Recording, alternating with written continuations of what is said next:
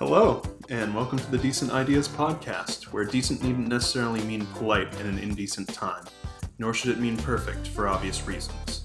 What it must mean is fitting and suitable to that time. I'm Terence.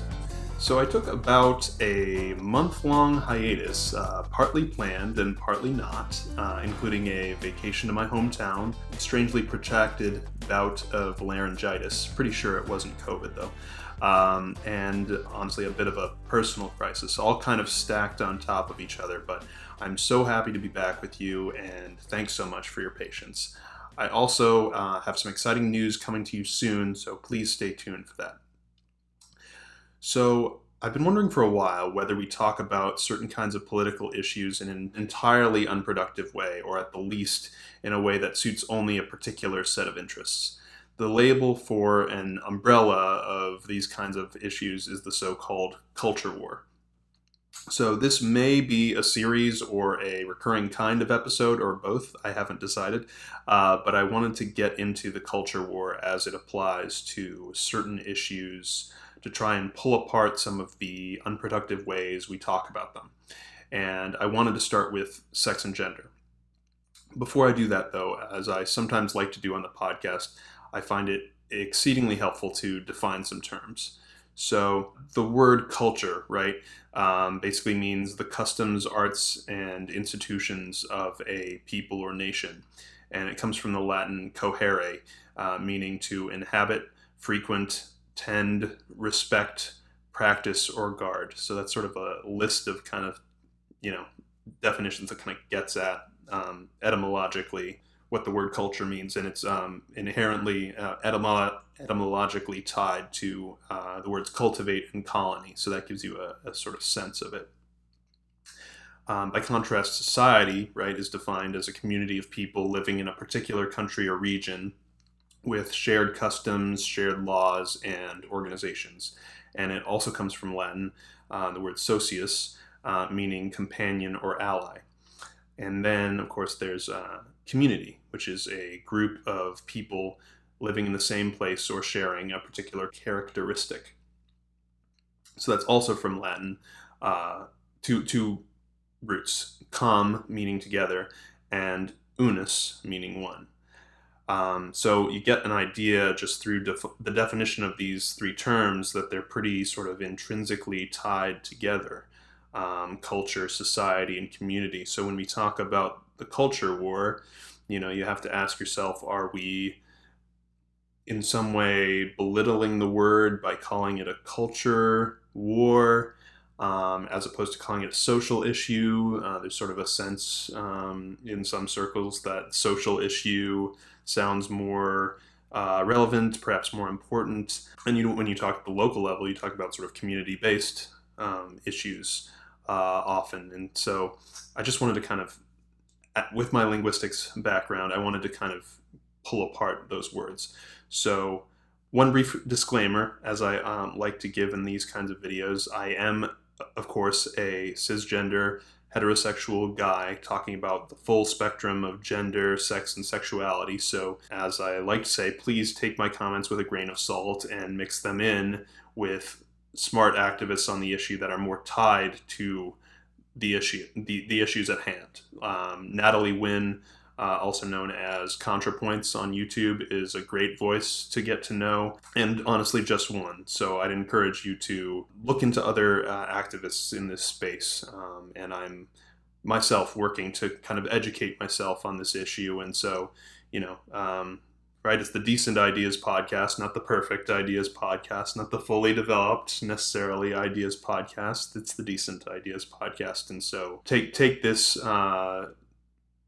as you will, and give grace to not just me, but to everyone who kind of is coming at this issue with different levels of privilege, with different levels of knowledge. I continue to learn a lot from day to day sometimes about this issue. So thank you for hearing me out and checking out this video in general, and please do, like I say, engage with folks on the issue that are more tied to the issue, because all I can give is my perspective, right? So So with that, I wanted to kind of set the stage on the issue at hand, and there are parts that I'm going to spend less time on than I would just for the sake of the length of the episode.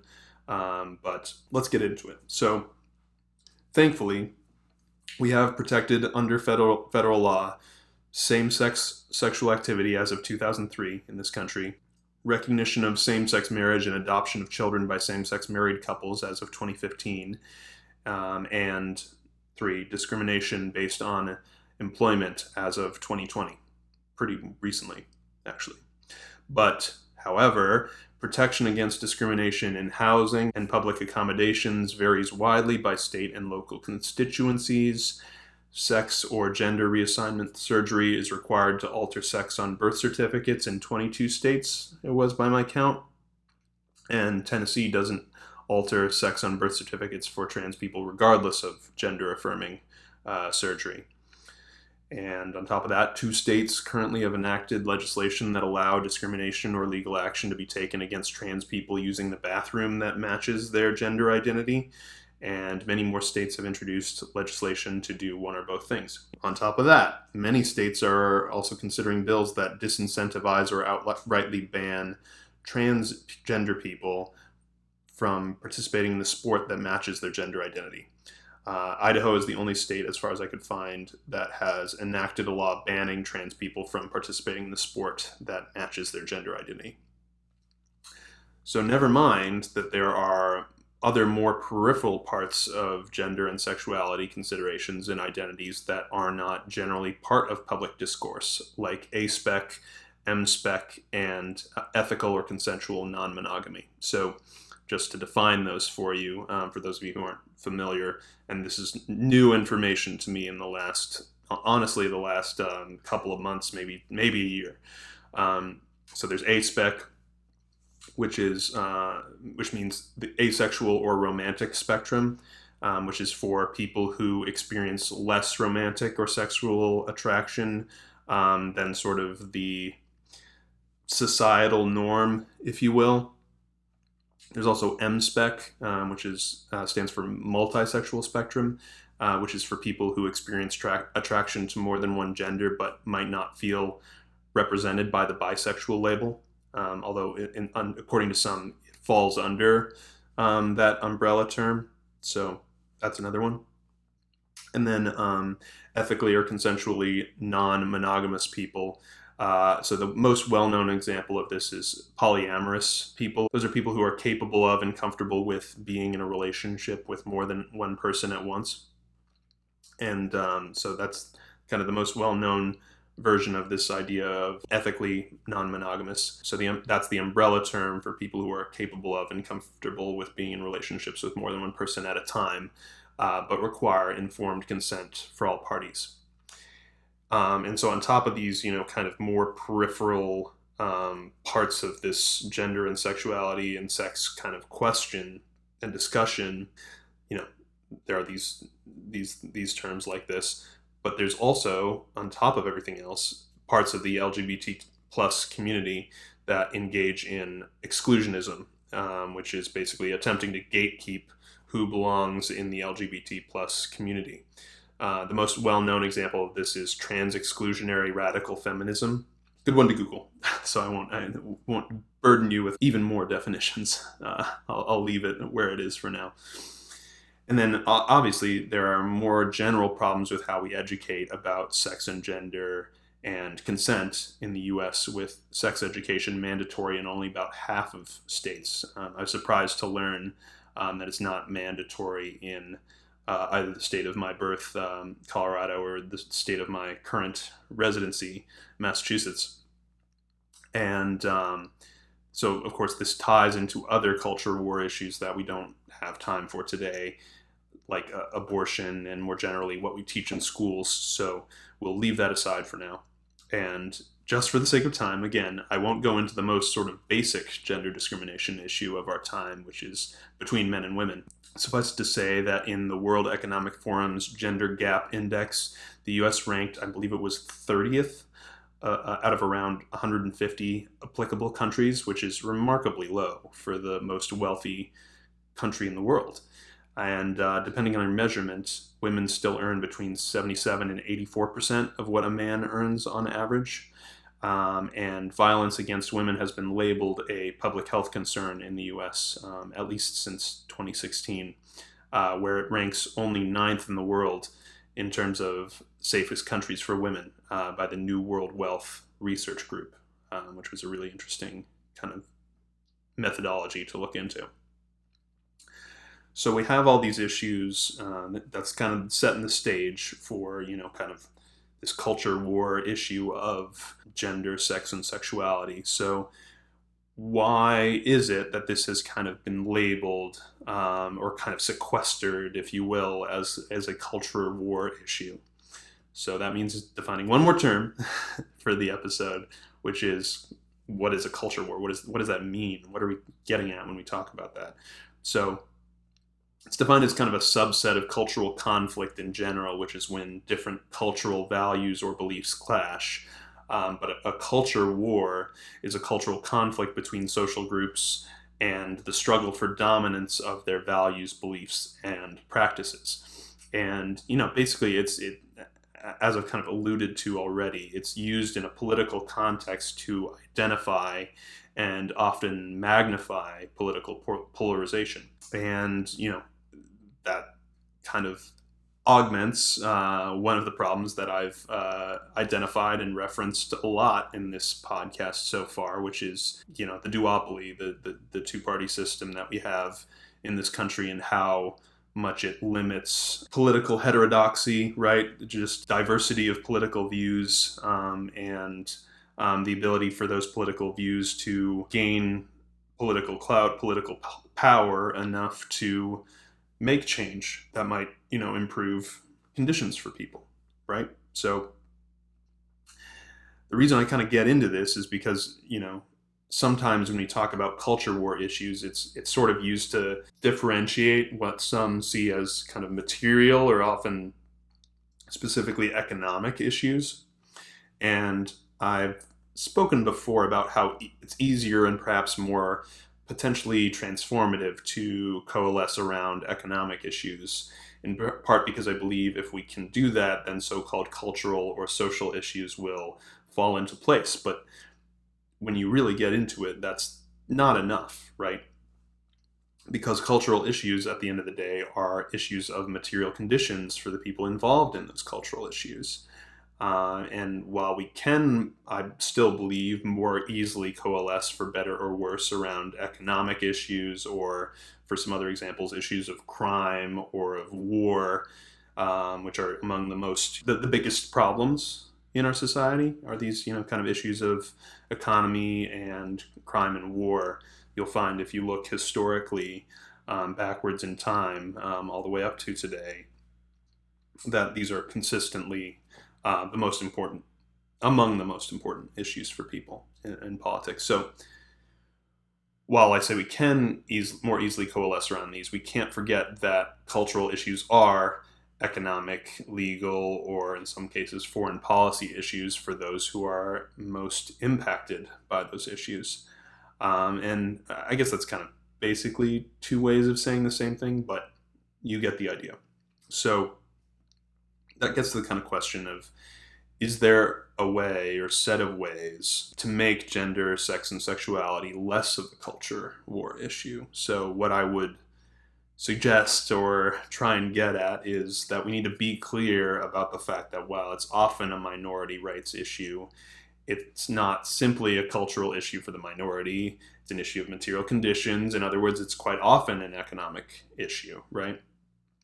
And from there, it goes into my own, political ideology as a left libertarian, which is, we should make it a libertarian issue. If you were in the position of an LGBT plus person, someone who identifies with that community, wouldn't you want what they want? If so, isn't it then fair to give them what amounts to equitable treatment under the law? And if not, why not? Why aren't they entitled to be treated the way you're treated? And I think often if you drill down that far into that question, it's a little tough to argue against, equal rights, or at least equitable rights. And I tend to prefer equity as a standard to equality, just because people have different needs in life generally, and we don't necessarily. It oversimplifies the issue to say, well, everyone should just be treated the same because people aren't the same. So I like to kind of focus on that equity discussion, and I'll try to be better about making sure that I'm focusing on that term. In general, that's my promise to you as my audience. But anyway, so another way to put this is, should it be a crime to act like who you believe you are or how you feel, as long as you don't violate the rights of another person?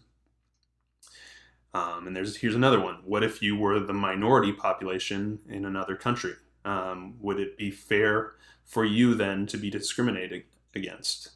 I'd hazard to guess that you wouldn't, right? So, and then this gets to a kind of a shout out to you, if you will, to Neil deGrasse Tyson for his take on this issue with Ben Shapiro, which in part inspired me to dive headlong into this issue.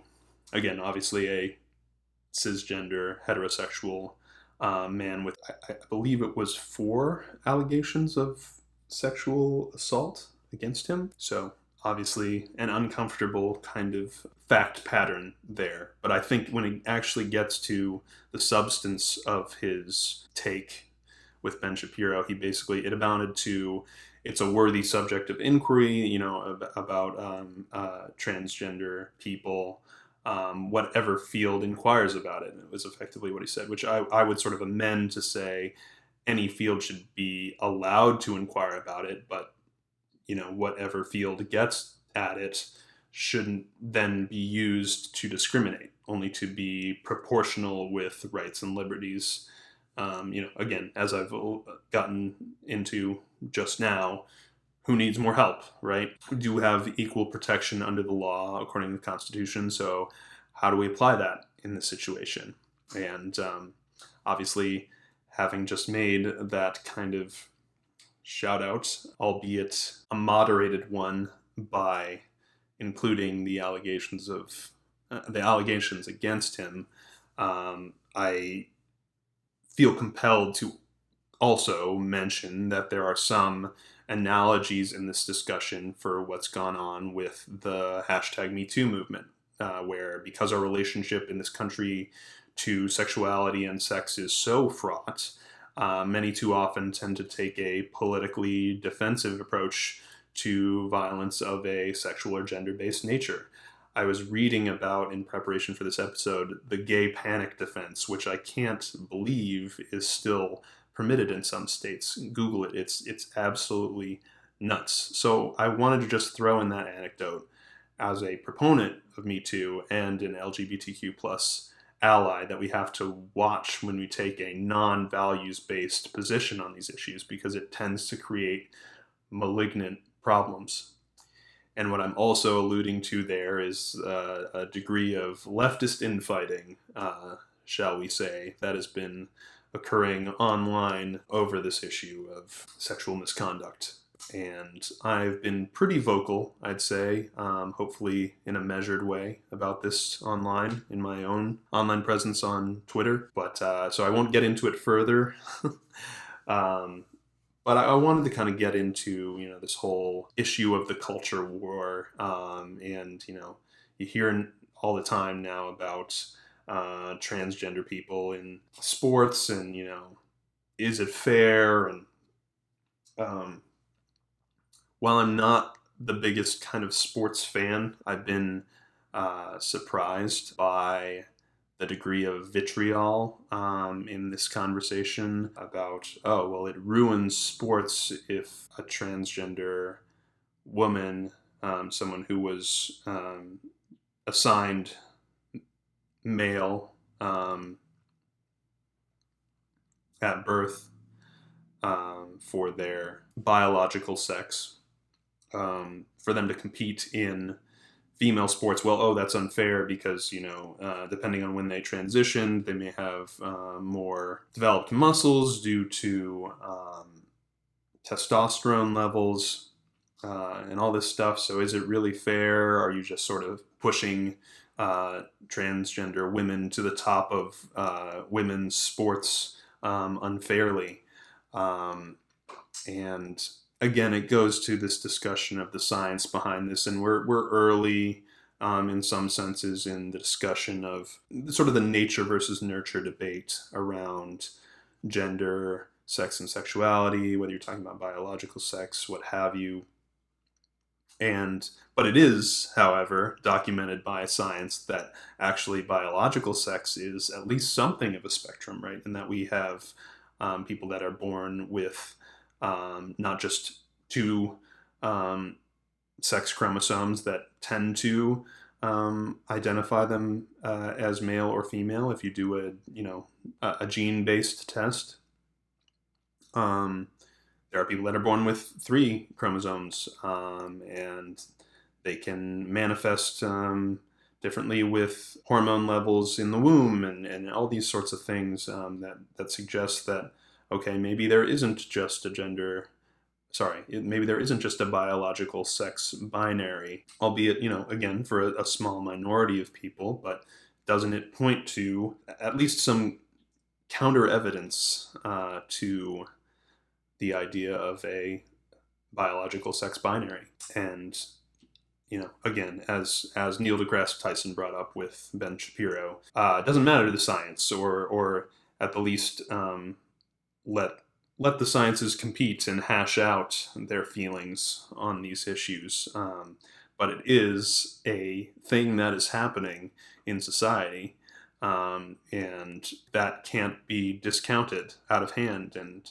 the fact that we've seen, an evolution in the way that at least, some social sciences treat, for example, gender dysphoria, that I want to be precise here, and I'll encourage people to correct me if I'm wrong on this, that it's a mental health issue that can be resolved by a medical procedure, which is, at least in some cases, which is, gender affirming, or however you want to, put the term. There are political ramifications to your choice of what term you use, but gender affirming surgery can reduce, gender dysphoria and can lead to a more mentally healthy person in a lot of cases. And so, there are certain, it's interesting. There is, obviously, same-sex marriage has been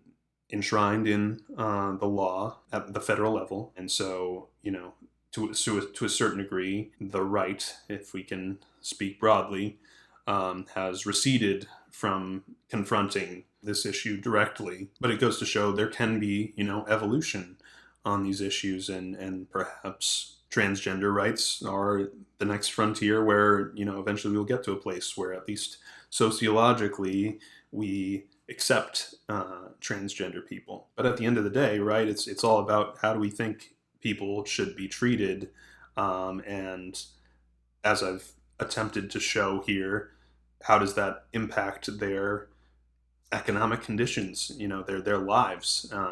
Shouldn't they be entitled to the same rights as the rest of us? Anyway, thank you for hearing me out on this difficult, culturally charged subject, and I hope I've provided some new context that might help reframe your internal discourse, or perhaps your societal discourse on this issue. I certainly have been educated myself a great deal in preparing for this episode, and hope to continue to be educated on this issue, and would encourage any constructive criticism from my audience on where I've fallen short, where I've missed the boat, because I'm always learning.